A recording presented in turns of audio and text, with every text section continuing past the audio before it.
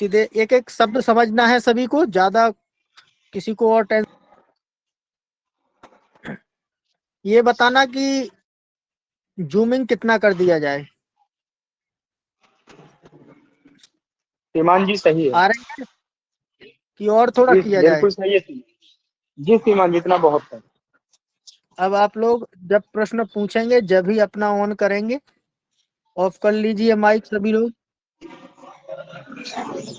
ठीक है। ये कोई धर्म विशेष का नहीं है, इसमें सभी धर्म हमारे कॉमन है कला एवं संस्कृति में। तो इसको विशेष तौर पर और अच्छी तरह ये आपका इतिहास में भी काम आएगा। यदि ये सब्जेक्ट आप अच्छी तरह से पढ़ लेते हैं, समझ लेते हैं, तो आप लोगों को हिस्ट्री में कोई प्रॉब्लम नहीं होगी। बहुत अच्छी तरह से जो जो घटनाएं घटित हुई हैं उस समय, वो आप लोगों को समझ में आ जाएगी। सही है। इसको एक एक को समझना है। हमारा कला एवं संस्कृति, ये आपको पीडीएफ भी वहीं पर मिलेगी। और इसके अलावा आप लोगों को कोई टेंशन लेना नहीं है वहां पर। मैं रेड ले रहा हूं इस पर। चलिए, प्राचीन कला में हम लोगों को प्रागैतिहासिक चित्रकला देखेंगे। सिंधु घाटी, मौर्य वंश। सिंधु घाटी चित्रकला से हम लोग ज्यादातर सतर्क रहेंगे। मौर्य और गुप्त, ये हमारे लिखित परीक्षा के हिस्ट्री में अलग से टॉपिक है स्पेशली।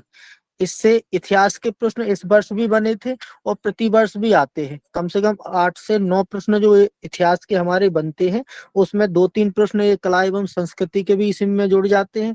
तो हमारे लगभग लगभग 10 से 12 प्रश्न बन जाते हैं। इसलिए मैं बोलता हूँ कि मैं 3 सब्जेक्ट भी आप लोगों को यदि पढ़ा दूं तो उतने में हमारा 20 से प्लस हो जाएंगे। लेकिन इसके भरोसे नहीं रहना है। यहाँ ये हमारी छोटी छोटी चीजें आपको कॉन्फिडेंस लाएंगी। लिखित के साथ साथ आपको इंटरव्यू में लाएंगी सबसे ज्यादा। जब आप लोग पूरा ओवरव्यू हिस्ट्री समझ जाएंगे दिमाग से, तो इंटरव्यू के भी अच्छे अच्छे तर्कों के साथ आप लोग प्रश्नों के उत्तर प्रस्तुत करने लगेंगे कॉन्फिडेंस के साथ। इसमें कोई आप लोगों को रटने वाली कोई भी चीजें नहीं पड़ेंगी। समझ रहे हैं सभी लोग। तो ये प्राचीन कला हम लोगों को देख लेनी है। ये अभी मेरे पास पेन नहीं है, इसलिए थोड़ा मैं अपना उंगलियों का उपयोग कर रहा हूँ। तो इसमें कोई डिस्टर्ब हो नीचे हो तो परसों से हमारे कंटिन्यू फिर बिल्कुल क्लियर चलने लगेगा। सिंधु घाटी सभ्यता की हम लोग केवल यहाँ पर चित्रकला और जो जो भी हमारी स्थापत्य कला, वास्तुकला ये वाली चली है, वो यहाँ पर देखेंगे हम लोग। पूरा सिंधु सभ्यता इतिहास में पढ़ेंगे।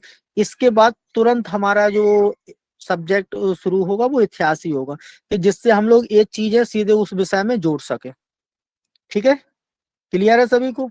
मौर्य वंश, गुप्त वंश। गुप्त वंश आपका भारतीय संस्कृति का, कला संस्कृति का स्वर्ण काल कहा जाता है। तो इससे ज्यादातर संभावना बनती है। इस बार जो हमारा बना था कला एवं संस्कृति से, वो आया था आप लोगों ने हमारा मुगल काल से एक प्रश्न। ठीक है, लेकिन समझना यह है कि कुछ लोग एक समझ नहीं पाते हैं कि अलग टाइप करके हमारा कला एवं संस्कृति से प्रश्न आ जाते हैं और इतिहास का एक अलग होता है। स्थापत्य कला में हम लोग बौद्ध धर्म से संबंधित स्तूप, चैत्य, विहार पढ़ेंगे। जैन धर्म से संबंधित कुछ स्थान हैं जो वास्तुकला में है, स्थापत्य कला में, वो भी देखेंगे। हिंदू की नागर द्रविड़ बेसर शैली, मंदिर की शैली आप लोग सभी लोग मुझे लग रहा है कि पहचानते होंगे। बेसर शैली के मंदिर कहाँ मिलते हैं ये बताइए। बेसर शैली का एक अच्छा उदाहरण है आप संदीप कुमार मिश्रा। बताइए आपके वृंदावन में कोई ऐसा मंदिर है जो बेसर शैली से बना हुआ है। जी श्रीमान जी, राधा दामोदर मंदिर। आपका पता है।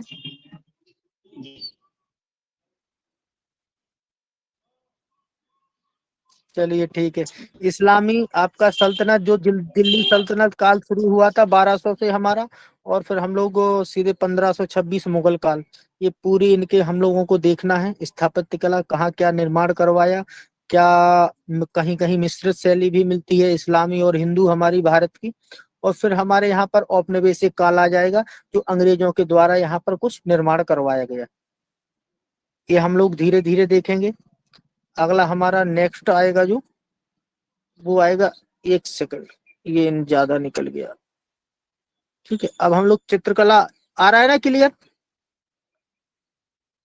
चित्रकला में हम लोगों को अजंता एलोरा की गुफाएं देखना है।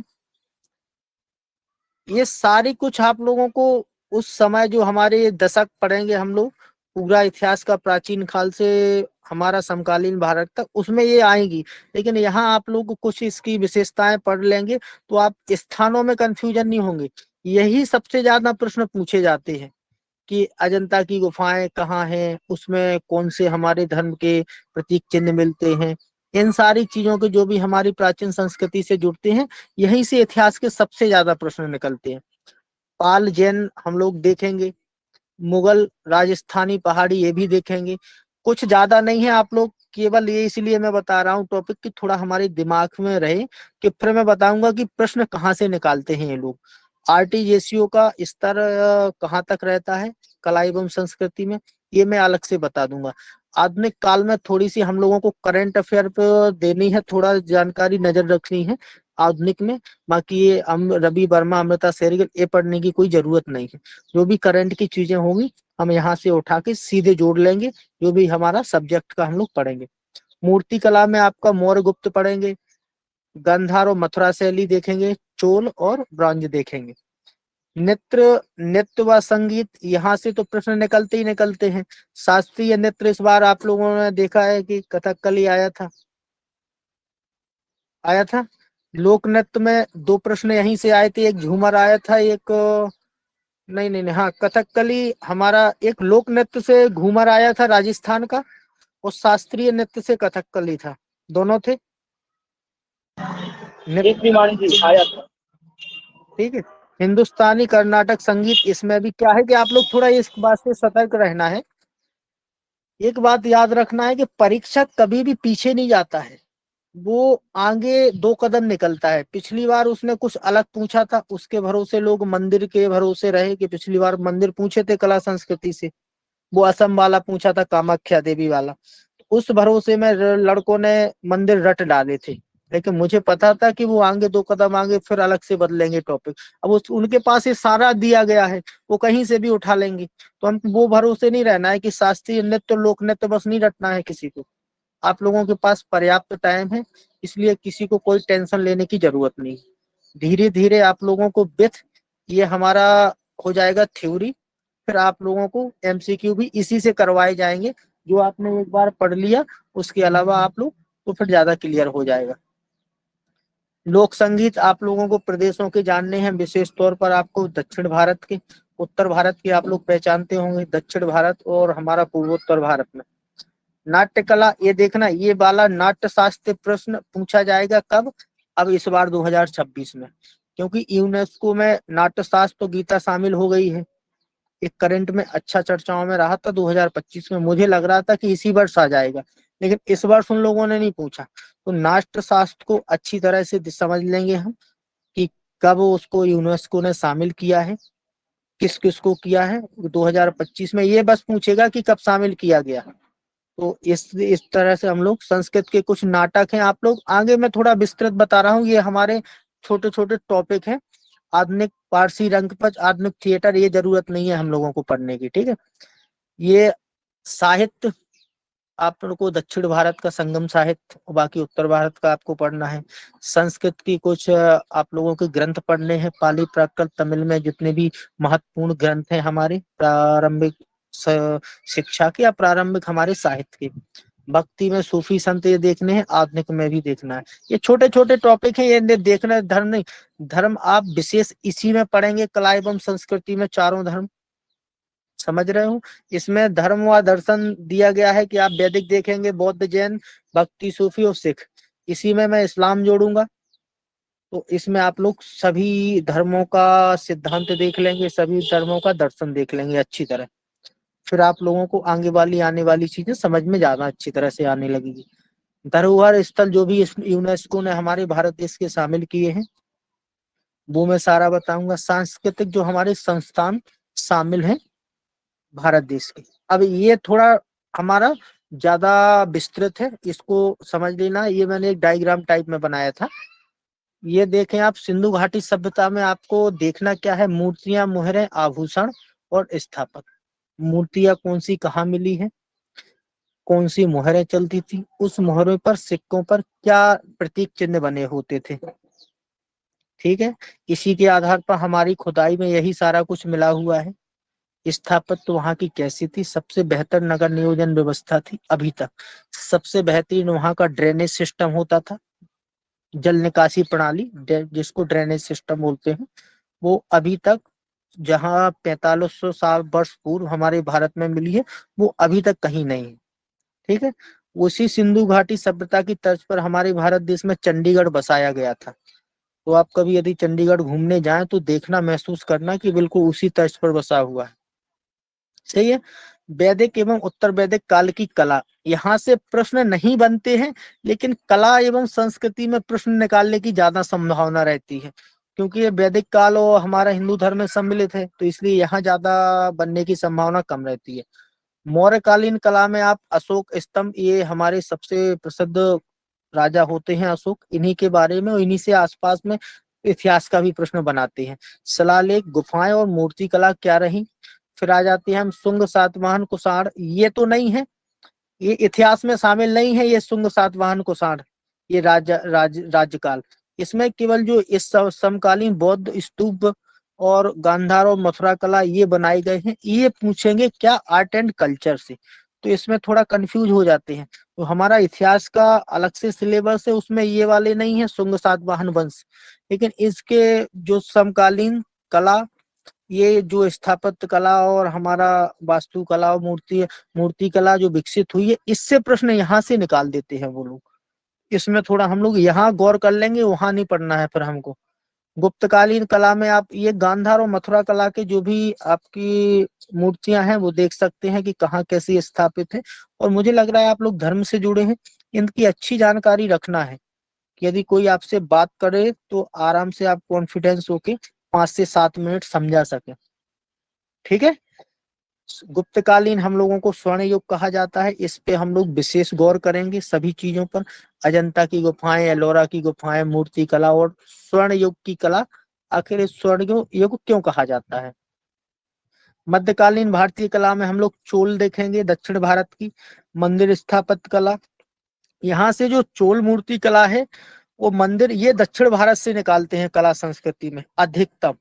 तो ये हम लोग मंदिर में पढ़ेंगे तो पूरा दक्षिण भारत की कवर कर लेंगे, और कुछ हम लोग पूर्वोत्तर का करेंगे, तो इसमें सब कुछ आ जाएगा। और उत्तर भारत के मंदिर स्थापत्य नागर शैली, अब ये नागर शैली आपको सबसे बेहतर, जो आपका जो राम मंदिर बना है ये किस शैली में बना था।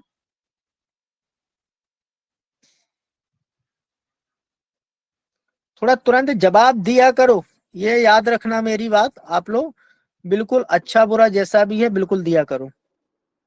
नागर शैली में। नागर शैली में सबसे बेहतर मंदिर जो हमारे यहाँ पर नागर शैली का मिलता है वो कहाँ मिलता है।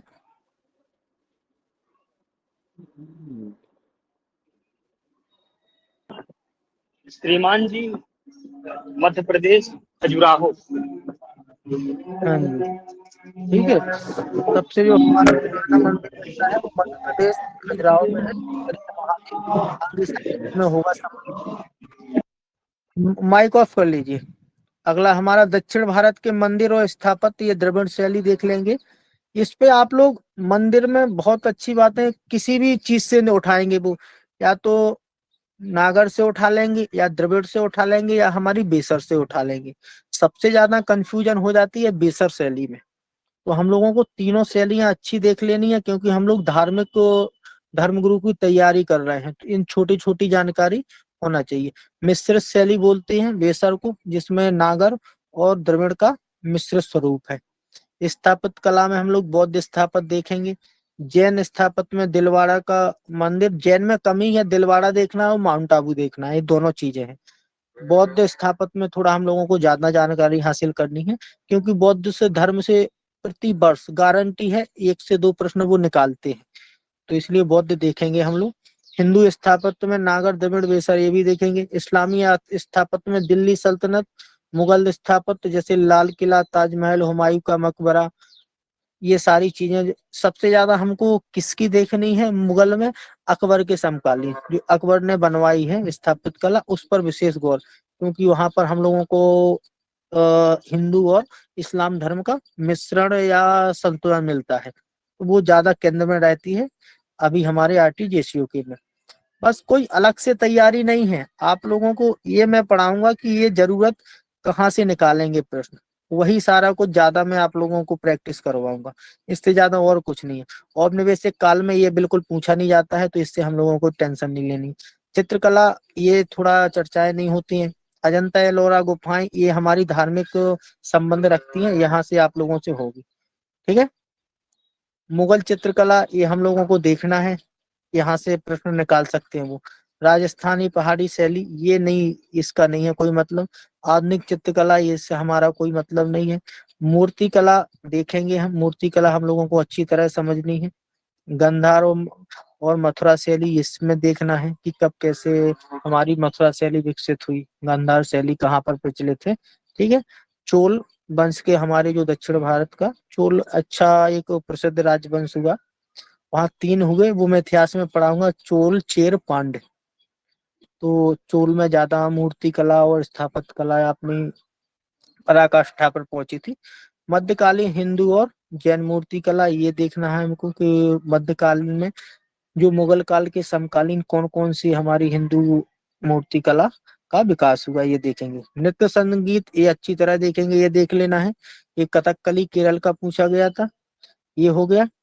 ठीक है। इन्हीं से आते हैं, और इन्हीं की थोड़ी हम लोगों को इस बार विशेषताएं भी पढ़नी है। भरतनाट्यम, कथक, कथकली, कुचिपुड़ी, मणिपुरी, ओडिसी, मोहिनीअट्टम, सत्रिया। सत्रिया ये असम का है, यदि आपको ये पता ना हो, बाकी तो ये सभी को पता होना चाहिए। भरतनाट्यम तमिलनाडु का, इनकी हम लोग विशेषताएं पढ़ते हुए। कथक उत्तर प्रदेश का है, आंध्र प्रदेश का। कुचिपुड़ी वो कुचिपुड़ी और मणिपुरी आपका मणिपुर का है। ओडिसी उड़ीसा का है। मोहिनीअट्टम ये बस थोड़ा मोहिनीअट्टम में लोग कंफ्यूज होता थे, ये हो जाते, ये भी केरल का है। ठीक है। तो इसमें आप लोग बिल्कुल किसी को टेंशन कोई नहीं लेनी है, जैसे ही आप इसको पढ़ लेंगे और फिर एमसीक्यू में एक बार प्रैक्टिस कर लेंगे तो आपको ज्यादा क्लियर हो जाएगा, फिर भूलने की संभावना बिल्कुल 0% है। लोक नृत्य में इस बार आपको घूमर तो पता है, सभी को पूछ लिया गया था पेपर में आया राजस्थान था का। जी। ठीक है। तो इस बार हम लोगों को लोक नृत्य पर इतना ज्यादा गौर नहीं करेंगे, लेकिन छोटे छोटे जो हमारे ये होते हैं कि हम लोग यहाँ भूल सकते हैं, फंस सकते हैं, उन पर जरूर गौर करेंगे। इस बार मुझे लगता है संगीत पर थोड़ा जोर दिया जाएगा, संगीत से प्रश्न जरूर निकालेंगे। तो हमको जो वाद्य संगीत है, ध्रुपद, ठुमरी, ख्याल, गजल, इनसे कौन संबंधित है, किनकी अभी वर्तमान में समकालीन 2025-26 में मृत्यु हो गई है, तो इनसे संबंधित थे। यहाँ से करंट के वो निकालेंगे। लोक संगीत परंपराएं यहाँ से बनने की कम उम्मीद रहती है। रंगमंच नाटक ये हमारा कुछ नहीं है, केवल भरत मुनि का नाट्य शास्त्र पर हम लोग गौर करेंगे। संस्कृत नाटक ये हमारे ज्यादा महत्वपूर्ण है, यहाँ से निकलता है प्रश्न। ठीक है। पिछली बार 24 में भी निकला था, 23 में भी निकला था। तो ये हमारे प्राचीन काल से संबंध रखते हैं संस्कृत नाटक, और हमारे भारतीय समाज पर बहुत अच्छा प्रभाव छोड़ा इन नाटकों ने, इस वजह से यहाँ से वो प्रश्न निकालते हैं, तो ये हमारे केंद्र में रहेगा पढ़ने के। फारसी रंगमंच ये हमको कुछ नहीं है मतलब। आधुनिक रंगमंच ये कोई नहीं है मतलब।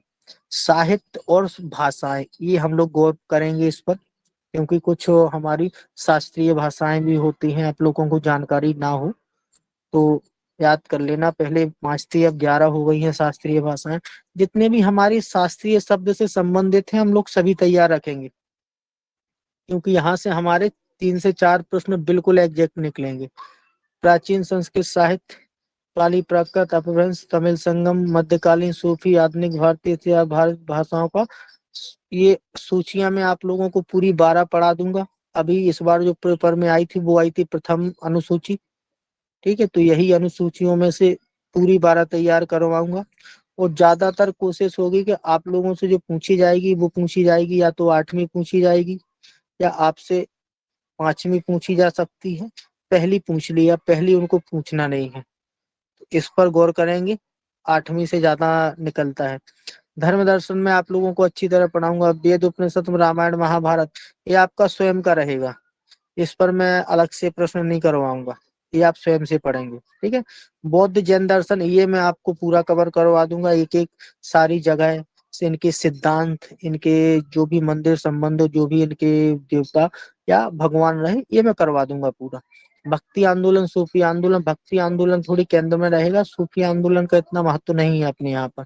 इस्लामी दर्शन आपको इस्लाम धर्म में पढ़ा दिया जाएगा, अलग से नहीं कुछ पढ़ाया जाएगा। सिख धर्म से प्रश्न निकालते हैं, इसलिए सिख धर्म अच्छी तरह पढ़ाऊंगा। यूनेस्को के बारे में आपको जानकारी रखनी है ठीक ठाक, हमारे यहाँ क्योंकि काफी स्थल हैं जो यूनेस्को में सम्मिलित है। ये अजंता, एलोरा, हम्पी, कोणार्क, खजुराहो, महाबलीपुरम, कुतुब मीनार, ताजमहल, ये सारे विशेष तौर पर आपको याद रखने की क्या क्या है इसमें, कौन सी यहाँ पर मूर्ति कला है, कौन सा स्थापत्य कला है। सांस्कृतिक संस्थान और इससे संबंधित भारत की योजनाएं, इस पर हमको करंट पे ध्यान देना है कि जो भी कोई सांस्कृतिक संबंधी हमारी योजना चल रही है तो फिर इस पर हम लोग गौर कर लेंगे, क्योंकि यहाँ से योजना का करंट से निकालेंगे वो प्रश्न जो भी निकालेंगे। तो ये आपको पता होना चाहिए, संगीत, ललित कला, साहित्य, राष्ट्रीय संग्रहालय कहाँ है, पुरातत्व, ESI कहाँ है, भारतीय सांस्कृतिक संबंध, ये हम लोगों को पढ़ना है। केंद्र राज्य सरकार की कला संस्कृति संबंधित योजनाएं, ठीक है। इस पर हम लोग, किसी को ज्यादा तो नहीं लगाए, ये है कुछ ज्यादा नहीं है, आप लोग परेशान नहीं होना किसी को, छोटा सा है। धीरे धीरे हमको क्या जरूरत है वो मैं बढ़ाऊंगा, जो आपको लगता, मुझे लगेगा कि ये हमारा ज्यादा महत्व नहीं रखेगा RTGCO से। देखो सभी के पास, अपने पूरे देश के जितने स्टूडेंट है सभी के पास पूरा मटेरियल पड़ा रहता है, बस वहां जरूरत रहती है एक इंटेलिजेंस की, बौद्धिकता की, कि आप लोग उतना सारे मटेरियल में से निकालते क्या है, आप लोगों को क्या, आपको ये समझ में आना चाहिए कि हम लोगों को जरूरत क्या है। देखिए यही कला संस्कृति है, यही UPSC वाले जो DM बनते हैं वो भी यही पढ़ते हैं, और एक आपका प्यून बनेगा, चपरासी, वो भी यही पढ़ेगा। लेकिन सबका एक जो दृष्टिकोण होगा, नजरिया होगा, वो अलग अलग होगा पढ़ने का।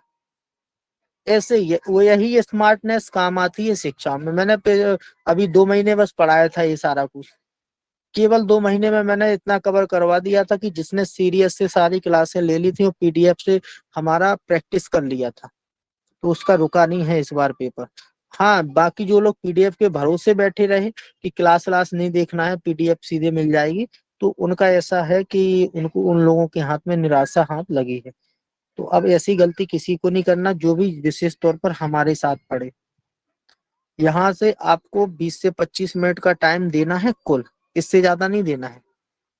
हमारी क्लास डेली मैक्सिमम जो टाइम रहेगा वो 30 मिनट रहेगा, इतने में हम लोगों ने पूरा अच्छी तरह से कर लिया है। हमारी 3 क्लासों में GK में, अब कल में 2-3 ऐसे, कल एक टॉपिक हम लोग देख लेंगे, कल हम लोग मंदिर खत्म करेंगे पूरे। मंदिर के साथ साथ जो मंदिर हमारे किसी विशेष नदियों के तट पर बसे हुए हैं या वो शहर है, तो उसको भी जोड़ेंगे, इसलिए जोड़ेंगे वो हमारा टॉपिक फिर ज्योग्राफी का, भूगोल का कवर करवा देगा। कि धोखे से यदि कोई इतना स्मार्टनेस दिखा जाए परीक्षा, कि बताइए कि ये वाला मंदिर किस नदी के किनारे बसा हुआ है, या ये शहर किस नदी के किनारे है, ये हम लोग विशेष गौर करेंगे। साथ में इस बार रथ यात्रा पूछी गई थी कि किस माह होता है। अब किसी ने नहीं ये सोचा था कि रथ यात्रा, और मैं दिमाग में रखा था क्योंकि वहां पर भगदड़ हुई थी और भगदड़ में मौतें हो गई थी, इसलिए मुझे पता था, मैंने कई बार समझाया था कि थोड़ा ये वाला हमारा उड़ीसा वाला देख लेना है, रथ यात्रा अच्छी तरह से समझ लेना है। ये करंट में चर्चाओं में रहा था और मौतें हुई थी स्पेशली। अब इस बार इंटरव्यू में जो मुद्दा होगा ना, तो क्या होगा कि हमारे यहाँ भारत में इतना मंदिरों में भीड़ हो रही है, इतना कोई ज्यादा सांस्कृतिक त्योहारों में भीड़ जुटाई जाती है, और उनके इतने पुख्ता इंतजाम नहीं होते हैं, तो जगह जगह आपको सफोकेशन या अफवाह से, ऐसी सारी चीजों से मौतें देखी जा रही हैं। तो आप यदि उस समय प्रबंधक के रूप में हो तो क्या करेंगे, यही बनेगा इस बार प्रश्न। अब जो स्मार्ट बच्चा होगा वो ये इसको अच्छी तरह से तैयार करेगा कि यदि मुझे मैनेजमेंट करना है तो फिर मुझे कैसे करना है। क्योंकि आपने देखा है मथुरा वृंदावन के बिहारी जी के यहाँ पर भी मौतें हुई थी, हर जगह भीड़ में अफवाह के कारण भगदड़ में मौतें हो रही हैं।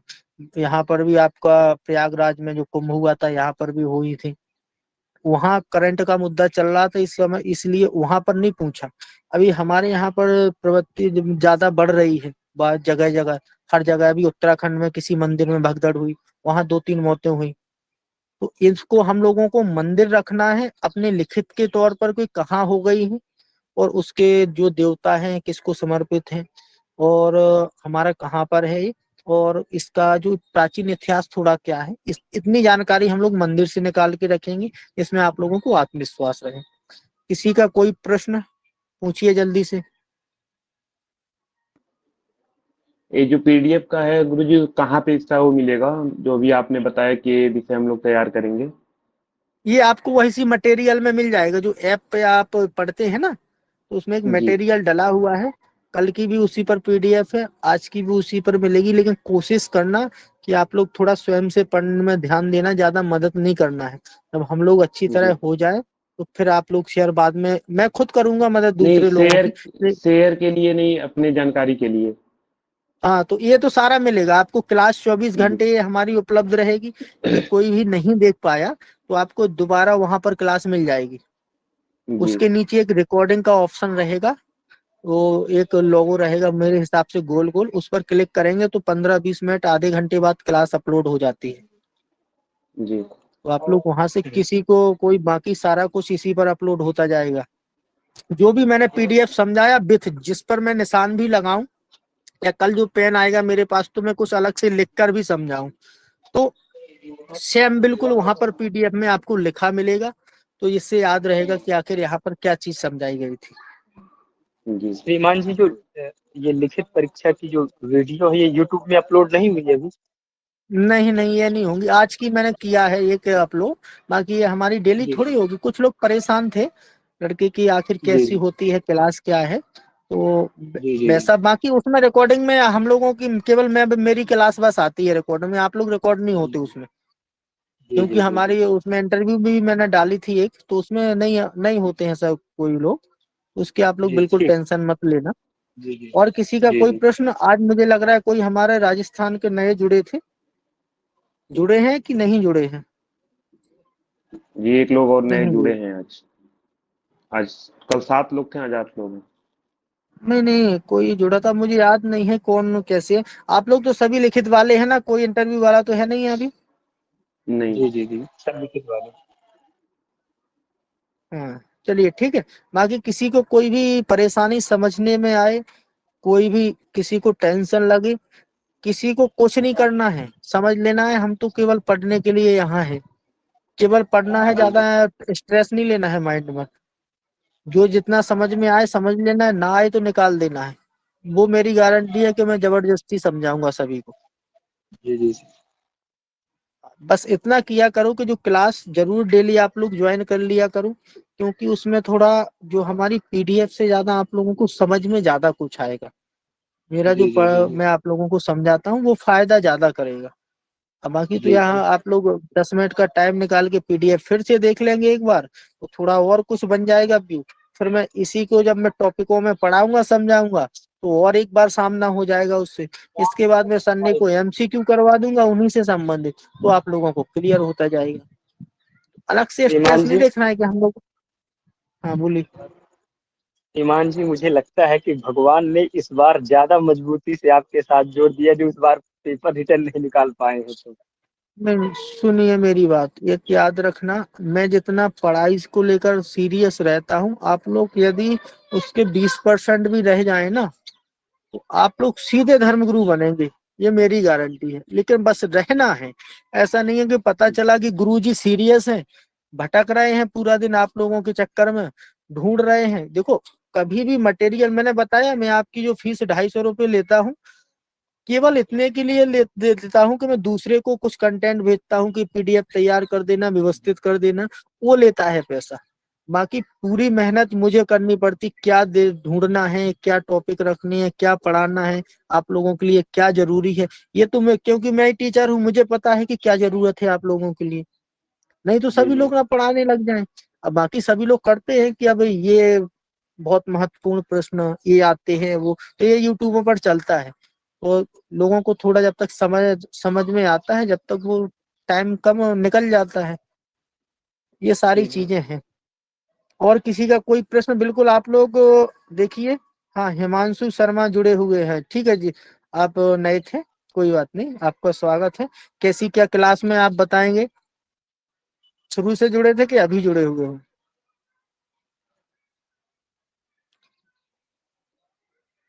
अपना आप लोग थोड़ा वीडियो ऑन करिए, मुझे चेहरे से फेस दिखना चाहिए। यदि कुछ लगे आप लोगों में कमी, चेहरे में धर्मगुरु बनने में कोई कमी समझ में आए, तो मैं उसमें आप लोगों को थोड़ा गाइडेंस कर सकूं। हाँ, शुरुआत में आप लोग जुड़ जाया करिए, दिखाया करिए चेहरा। यहाँ कोई रिकॉर्डिंग इसमें आप लोग की नहीं होती है, मेरी बस रिकॉर्डिंग चलती है। उसमें अच्छा लगता है, बीच में आप लोग प्रश्न पूछेंगे, नहीं तो एक तरफा यदि डायलॉग होता है तो उसमें फिर इरिटेशन होने लगता है। तो चलिए, हमारी क्लास अब यहाँ पर खत्म हुई है, ज्यादा हम लोगों को कुछ पढ़ना नहीं है। कोशिश किया करो कि लगभग आप लोग डेली जुड़े। यदि नहीं जुड़ पाते हैं किसी परिस्थिति बस, तो आप लोग रिकॉर्डेड क्लास देख लिया करो, मैं डेली रिकॉर्ड किया करूंगा जो भी हमारे कार्य जी काम की चीज। ठीक, महादेव सभी को, जय हिंद।